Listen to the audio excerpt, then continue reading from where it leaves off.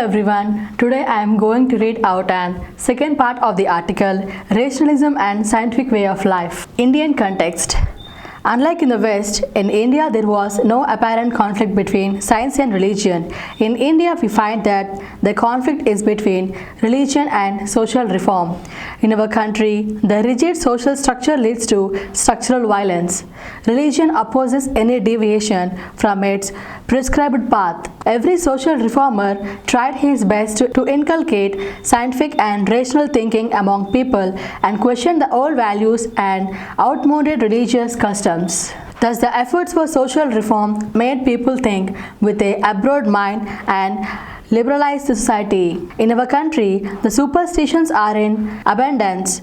The belief in rebirth, afterlife, astrology, palm history, numerology, mediums, spirit, demons, devils and ghosts, good and bad omens, Varcha, Vara, Tidhi and Muhurta, and innumerable other irrational beliefs compounded the problem. Miracle mind is a bane of progress.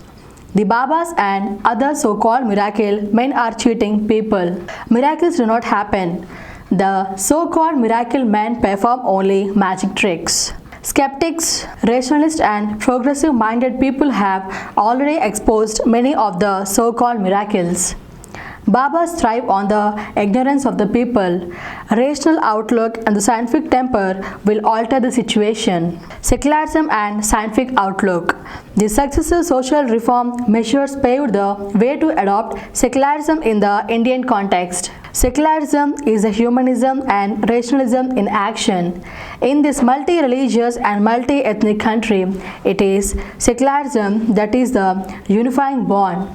Secularism aims at separation of religion and politics. Secularism ultimately necessitates separation of religion and education and also religion and culture. It is high time that it should be realized that mere acceptance of science and enjoying the fruits of science is not enough. The scientific outlook must be adopted. In fact, scientific outlook is the very basis of science. Free inquiry and unconventional thinking as well as innovation are at the basis of development of science. Restrictions on the development of science in the name of religion inhibit the free development science. History reveals in unmistakable terms that science progressed in spite of the opposition from religion. The Indian Constitution makes it is an important obligation in the fundamental duties. Article 51AH of the Constitution makes it a fundamental duty of every citizen of India to develop scientific temper humanism, the spirit of inquiry and reform. This obligation makes the Constitution a unique one in the world. Our efforts should be to make the obligation a reality in letter and spirit. What is going wrong? It is matter of regret that in spite of tremendous scientific advancements and ample opportunities available to develop on the scientific lines with rationalist outlook, our policy makers are misguiding the people and turning their attention to imaginary issues which have no relevance to the onward march of society. The policy makers are placing before the people some priorities which will only take them back into the 12th century instead of marching into the 21st century.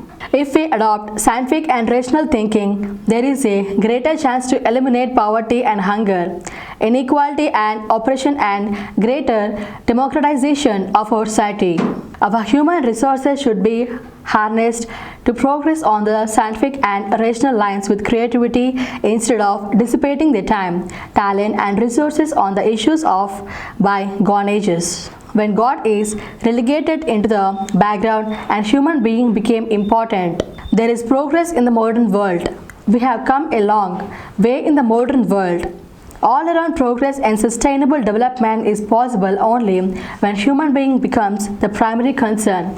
Human life and its problems must gain precedence over others. We have to move away from the imaginary God-centered universe to the human-centered world. Carl Sagan in his Broca's Brain Reflection on the Romance of Science. aptly states that we live in an extraordinary age. These are the times of stunning changes in social organization, economic well-being, economic and ethical precepts, philosophical and religious perspectives, and human self-knowledge, as well as in our understanding of that vast universe in which are embedded like a grain of sand in a cosmic ocean. As long as there have been human beings, we have posed the deep and fundamental questions which evoke wonder and steer us into at least a tentative and trembling awareness question on the origins of consciousness, life on our planet, the beginnings of the earth, the information of the sun, possibility of intelligent beings somewhere up there in the depths of the sky, as well as the grandest inquiry of all on the advent, nature and the ultimate destiny of the universe. For all but the last instant of human history, these issues have been the exclusive province of philosophers and poets, shamans and theologians. The diverse and mutually contradictory answers often demonstrate that few of the proposed solutions have been correct. But today, as a result of knowledge painfully extracted from nature, through generations of careful thinking, observing and experimenting, we are on the verge of glimpsing at least preliminary answers to many of these questions, find out how the world works, to seek what regularities there may be, to penetrate the connection of think. Science is based on experiment, on a willingness to challenge the old dogma, on an openness to see the universe as it really is. Hence, science requires courage to question the conventional wisdom. Believers in traditional religion necessarily look to the past for inspiration. They seek wisdom in the teaching of religious prophets, which are quite inadequate for many social issues of modern life. We need a morality of initiative, not a morality of submission, a morality of hope rather than fear. It is not the whole duty of man to slip through the world so as to escape the so-called wrath of God. The world is our world. We are the makers of our systems. The power of thought is greater and powerful than any other human power.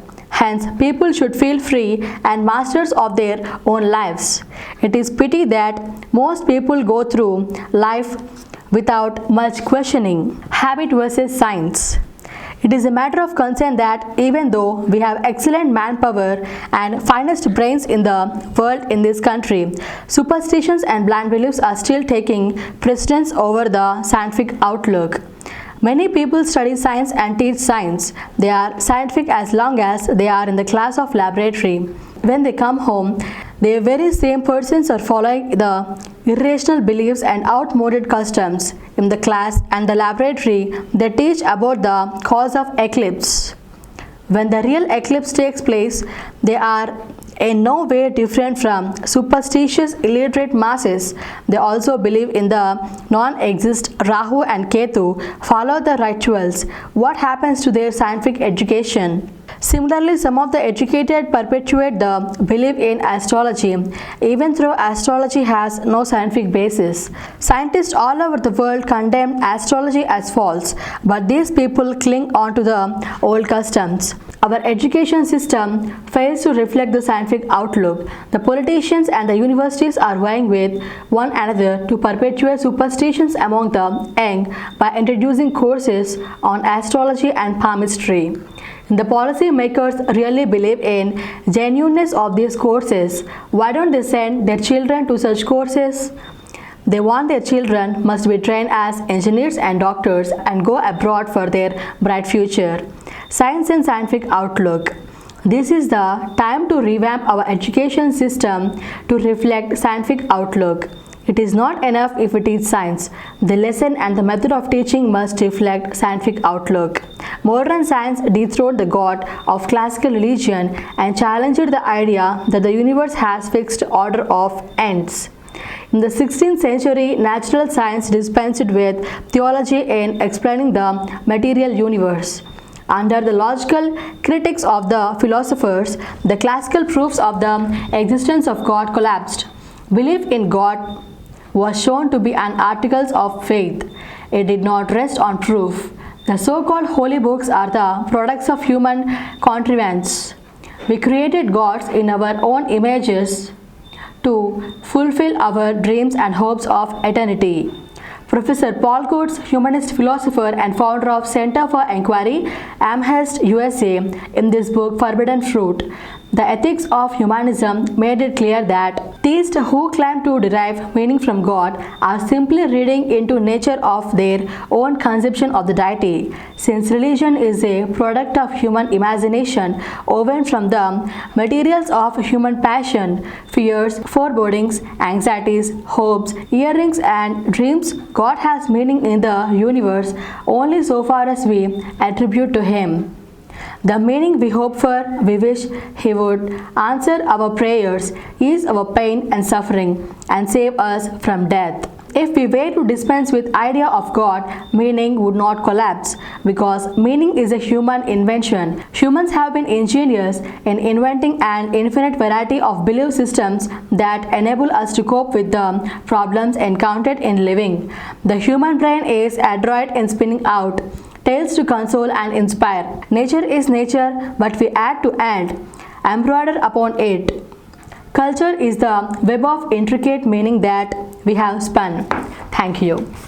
మరిన్ని కొత్త వీడియోల కోసం మా ఛానల్కి subscribe చేయండి. క్రింద ఉన్న bell ఐకాన్ని యాక్టివేట్ చేయండి.